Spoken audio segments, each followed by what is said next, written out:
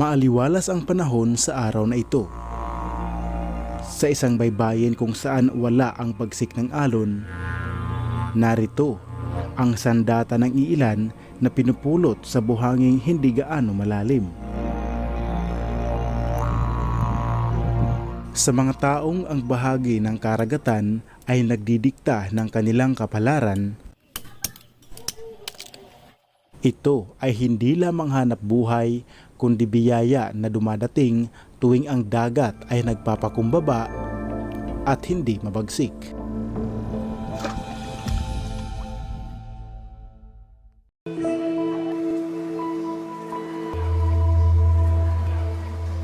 Sa isang tahimik na barangay sakop ng San Sebastian, Western Samar, nakilala ko ang mahigit isang dekada ng pagbibintol o panguhuli ng alimasag gamit ang kasangkapang bintol ang kanyang ginagawang hanap buhay.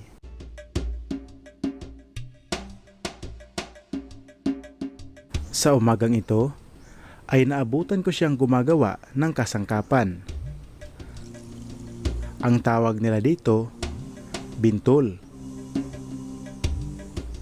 Karaniwan ang bintol ay ginagawa nila sa pamamagitan ng mga materyales katulad ng bambu o kawayan.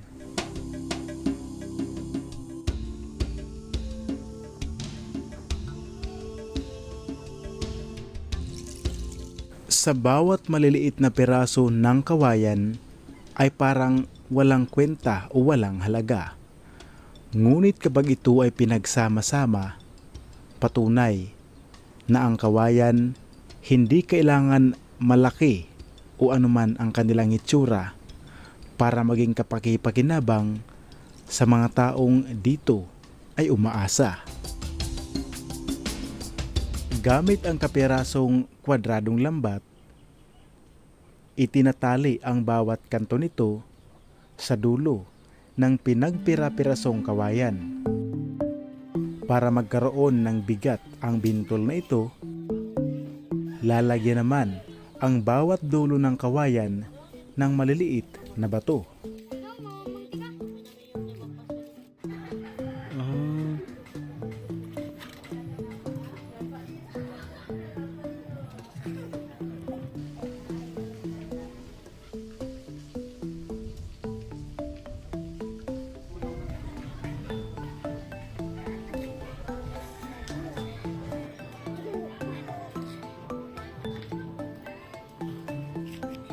Makalipas ang ilang oras ay nagtungo na sa baybay si Kuya Rolly.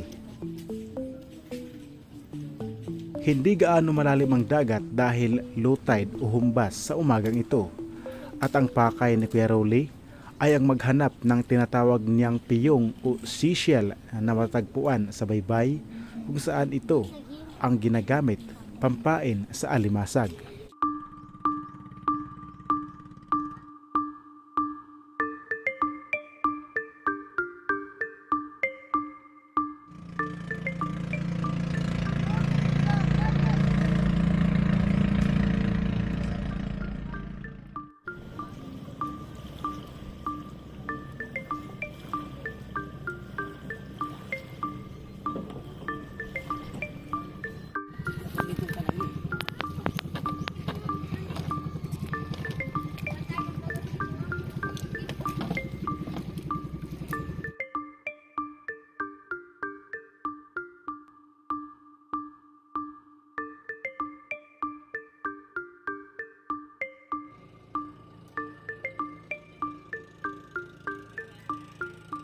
Kung si Kuya Rolly ay patungo pa lang sa karagatan, ang iba naman ay pabalik na sa kanilang bayan.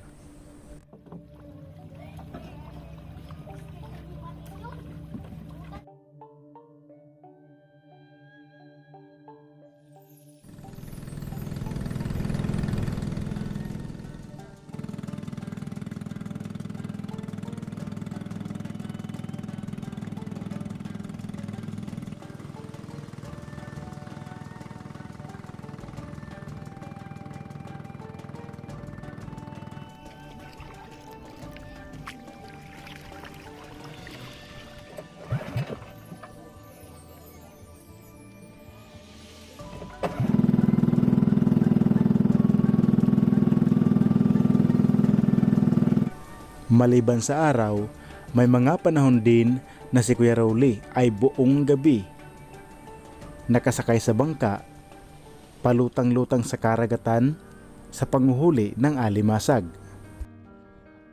Ngunit sa araw na ito, wala pa man sa gintong palapag ang sikat na patulog na araw, ay nasa karagatan na si Kuya Rolly. Hindi para manghuli ng masag, kundi para manguha ng pangpain. Pag pinamintol, ada na mga parang na polo katuig. Ito nga pag-ulitaw ko. Kaya pamilyado naman ak. Sige lagi apit ak pamintol. At siya matak yung boboy tak pamilya.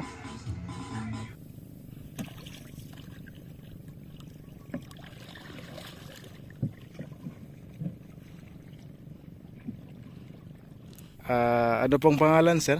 Ako po si Mark Conel. Ano pong ginagawa niyo dito? Ako po ay nagtibaw sa bagaano sa arong. At ang laman po ng aking ay lapu-lapu po. Ano po yung arong? Arong yung mga kahoy na tinambak. Tinambak po sila na Lapu-lapu? Saan yung lapu-lapu? kumbaga sa tingag siya, tingag dito sa amin, lapu-lapu. Ito po yung huli ko ganito po. Bali, magkano yung yung bili ng lapu-lapu dito? Depende lang po kung baga sa malaki na to, kung malaki na yung pangtimbang na umaabot ng 550 or 450, 500, ganun yung halaga niyan. Yung ganyan kalaki? Yung ganito, mga yan, mga 100 isa. Kung si Kuya Rolly ay papunta pa lang dito para manguha o mag-ipon ng shell na tinatawag na piyong bilang pamain sa bintol panghuli ng alimasag, ang mag-amang ito ay pauwi na patungo sa bayan. Ang alimasag ay kabilang sa omnivores, kaya gumagamit ang mga tao ng seashells para kunin ang laman, pampain.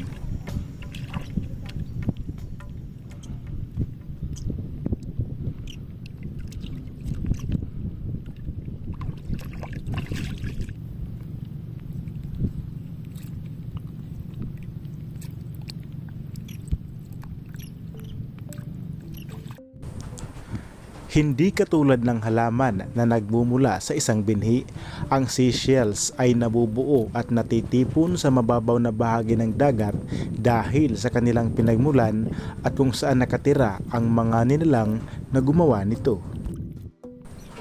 Ang gastropods tulad ng suso at kuhol at ang bivalves tulad ng tulya, tahong at talaba, ang mga hayop na ito ay may sadyang gumagawa ng kanilang shell habang sila ay nabubuhay. Kinukuha nila ang mga mineral, lalo na ang calcium carbonate mula sa tubig dagat upang patigasin ang kanilang shell. At karamihan sa mga nilalang na gumagawa ng shell ay ang nakatira sa mababaw na bahagi ng dagat na tinatawag na intertidal at subtidal zone. Sa lugar na ito kung saan mayroong sapat na sikat ng araw na nagpapahintulot sa paglaki ng lumot o algae at maliliit na organismo o phytoplankton ang kanilang pangunahing pagkain.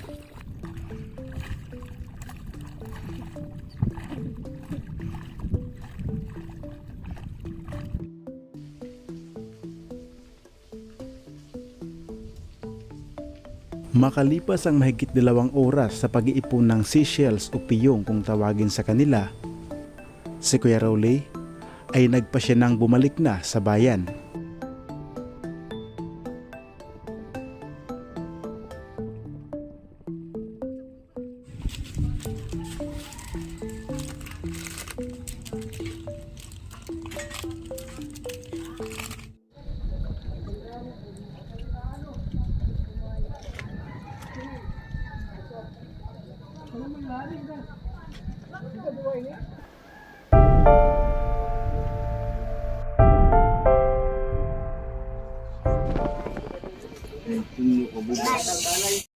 Impunto 11:00 ng tanghali ay nakarating na kami sa kanilang tahanan at kasunod na ginawa ni Kuya Rolly ay niluto na ang tinatawag nilang seashells na punaw.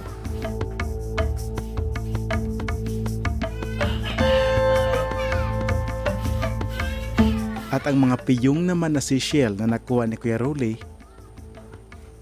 hindi inulam kundi binasag ang mga katawan nito at inipon sa isang maliit na sisidlan.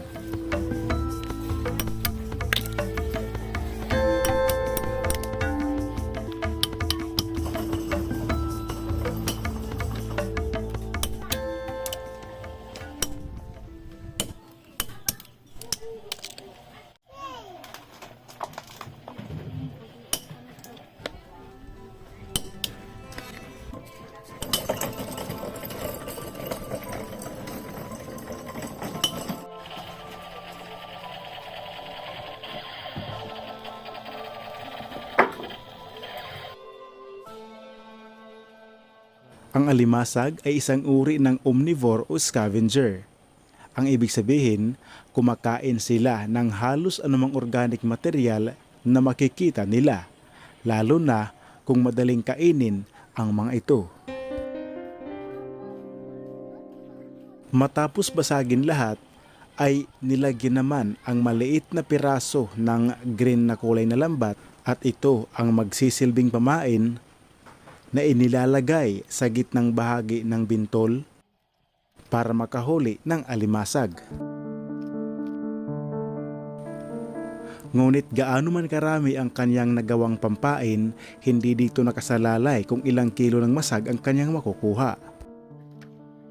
So kung nakakabinta nga na kiton, takpag uuli. Dahil nakakadarap, tinagtulo ka kilo na masag, 4 ka kilo, babalik akong alpor. At sa araw na ito, muli siyang babalik sa karagatan para makipagsapalaran sa biyayang hatid ng kalikasan.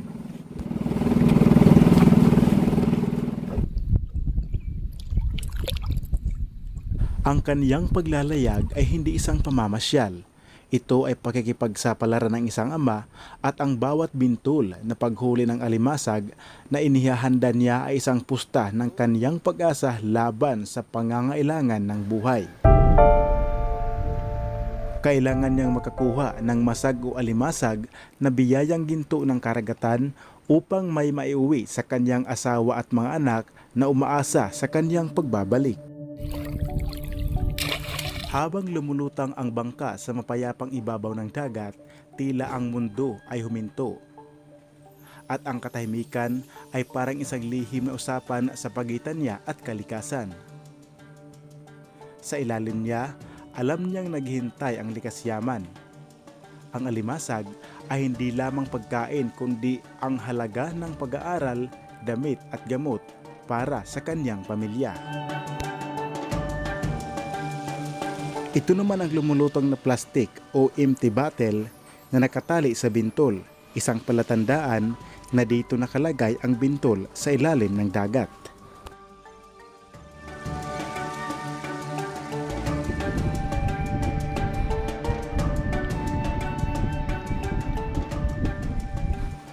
At kung nakalatag na ang mga bintol sa dagat na ito, ang kasunod na mangyayari ay babalik-balikan niya ang lahat ng mga bintol kung may alimasag ng nahuli dito. At makalipas ang ilang saglit, sa wakas ay hindi na nagdamot ang karagatan. Kapag hinihila na pataas ang bintol at ang alimasag kinasa gitna, hindi ito basta-basta makaalis dahil ang mga paa nito ay nakalagay na sa butas.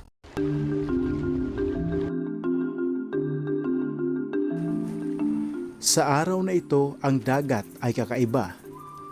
Hindi ito nagngingit-ngit na halimaw, ito ay isang mahinahon at mapagkalingang ina.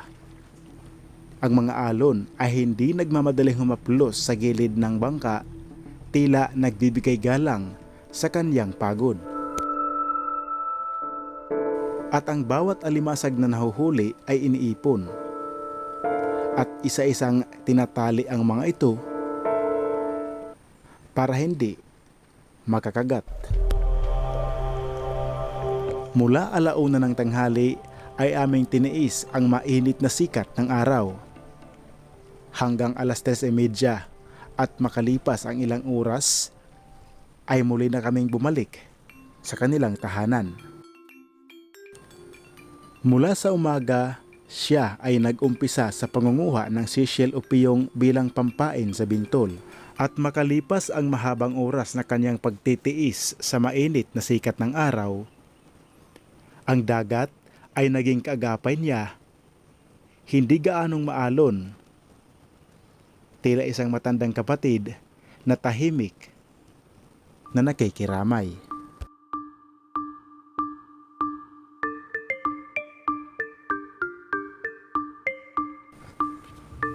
Sa muling pagbabalik sa kanilang tahanan, ay dala na ni Kuya Rolly ang biyayang binigay ng karagatan.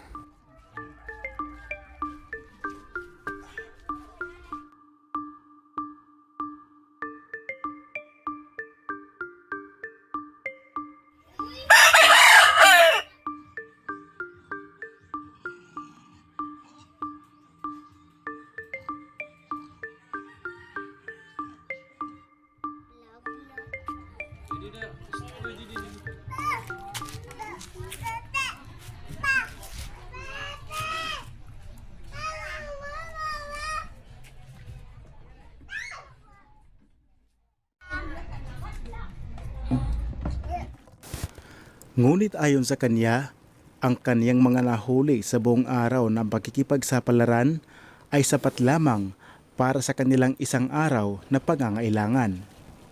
Kaya ito, kapag naubos na, muli na naman siyang sasabak sa bagong hamon ng buhay. Kaubusan na akong binta, nagbibing lulutak. Sideline na baga, pakikitaan, mga panigas ito nga di balay.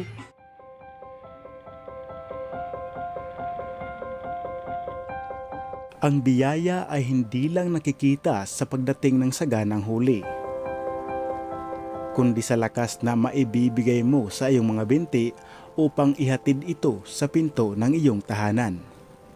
Mula dito sa San Sebastian, ako po si Antonio Cabubas at ito ang Province Life TV. Discoveries, History, Explore, and Docu Network. Tahanan ng probinsya, Province Life TV, ipinapakita ang totoo ng buhay dito sa probinsya. Ang mga pagsubok, araw-araw, ang hirap na walang katapusan. Ngunit ang pagtitiyaga ay hindi mawawala sa atin. Tahanan ng probinsya, tingnan ninyo ito, ang mga tao na nagtatrabaho ng husto upang may makain sa hapag, may maisuot sa katawan. Ito ang buhay natin, totoo at walang katangisi. Ang kamera ay isasara na, ngunit ang kwento ay nagpapatuloy. Sa bawat tahanan sa probinsya may kwento ng pagtitiyaga. Tahanan ng probinsya, Province Life TV.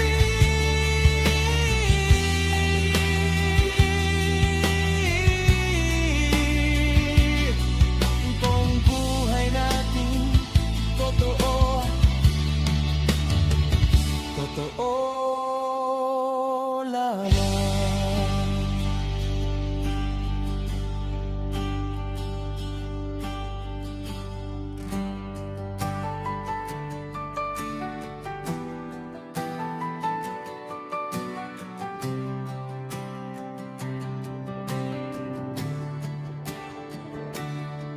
Mula sa liblib na sulok ng Samar, isang anak ng bayan ang sumibol, naglakbay. Antonio Cabubas, dalay simpleng pangarap, ibahagi ang kwento, hirap at sarap sa sa mga baryong malayo kung saan buhay ay payak. Makikita ang ngiti kahit hirap ang tinatahak. Bawat pamilyang nagsisikap, iaahon sa hirap. Yan ang tunay na yaman na kanyang hinahanap. Hindi lang tanawin kundi puso ng tao. Ipararating sa inyo saan man sa mundo. Dito sa Province Life TV ating masisilayan ang ganda ng Samar, hiyas ng silangan. Sa lente ni Antonio, buhay ay makulay. Kalikasan at tao, sabay na naglalakbay. Ipakita sa mundo ang tunay na kwento ng buhay probinsya sa isip at puso.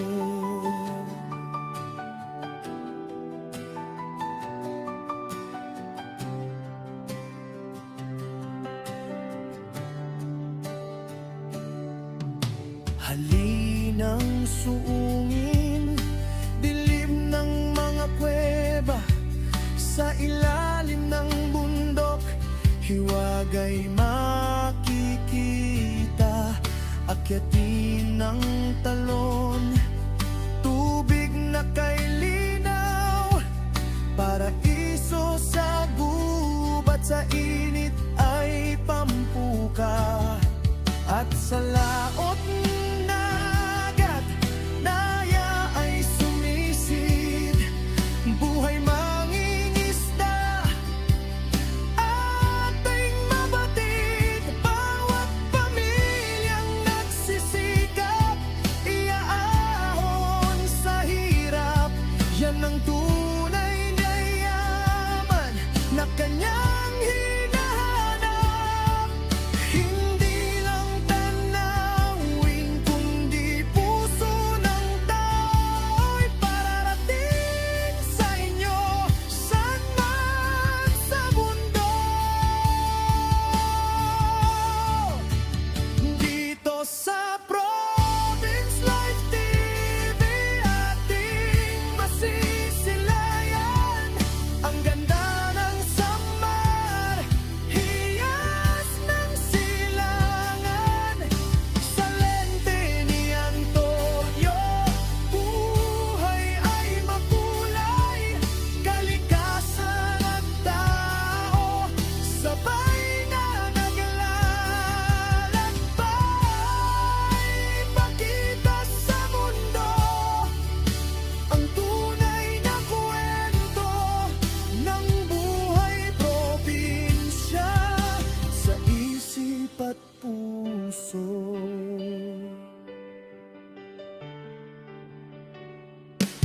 Mula sa simpleng kamera hanggang sa milyong mata, ang Samar ay magniningning, di na mag-isa. Saksi ang langit, lupa at karagatan sa dedikasyon ng isang Antonio para sa bayan.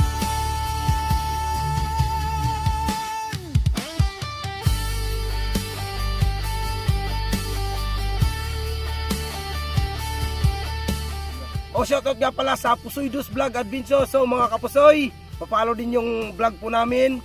Doon po tayo makakita ng katatawanan, seryoso at pangbibigay po ng tulong. So maraming salamat kapamilya, kapatid, kapusoy.